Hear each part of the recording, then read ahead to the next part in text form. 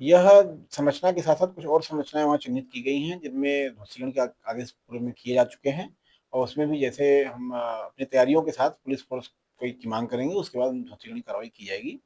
इसके अतिरिक्त तो 304 ऐसी संरचनाएँ हैं, जो प्रथम दृष्टया नजूल ज़मीन पे भी हैं, ग्रीन बेल्ट में भी हैं, नदी के किनारे भी हैं, अवैध भी हैं, संरचना भी अवैध है। उनका भी चिह्नीकरण करके उनको चालानी कार्रवाई की गई है, नोटिस शामिल की कार्रवाई चल रही है। नोटिस शामिल हो जाने के बाद उनकी सुनवाई का अवसर पूरा दिया जाएगा। उसके बाद अंतिम निर्णय लेते हुए कार्रवाई की जाएगी। मैं स्पष्ट करना चाहता हूँ कि पहाड़गंज और उसके आस-पास के ऐसे कुछ क्षेत्र हैं, जो ख़ास करके कल्याणी नदी के किनारे हैं, पूरी तरह से नजूल ज़मीन बसे हैं और उसके साथ-साथ ग्रीन बेल्ट भी लगता है। मैं आपके माध्यम से बताना चाहूँगा कि जो हमारा नदी है लगभग 35 से 40 मीटर चौड़ी है। उसके अलावा दोनों तटों के किनारे-किनारे 30-30 मीटर का हमारा ग्रीन बेल्ट भी होता है।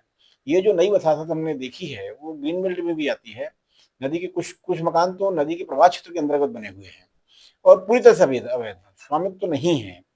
तो ऐसे में यह समस्याओं को चिन्हित किया गया है, उनको सुनवाई का पूरा अवसर देते हुए कार्रवाई की जाएगी।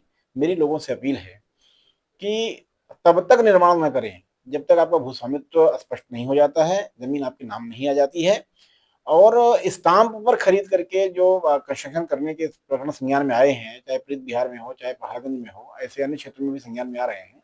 स्टाम्प के आधार पर खरीदी गई ज़मीन पूरी तरीके से अवैध है।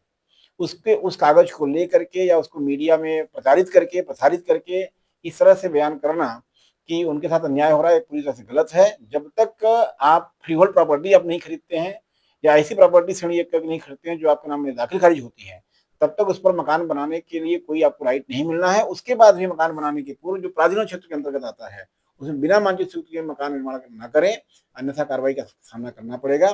मेरी लोगों से अपील है कि ज़मीन खरीदने से पहले, निर्माण करने से पहले जो भी विधिक कार्रवाई है उसको पूर्ण करें।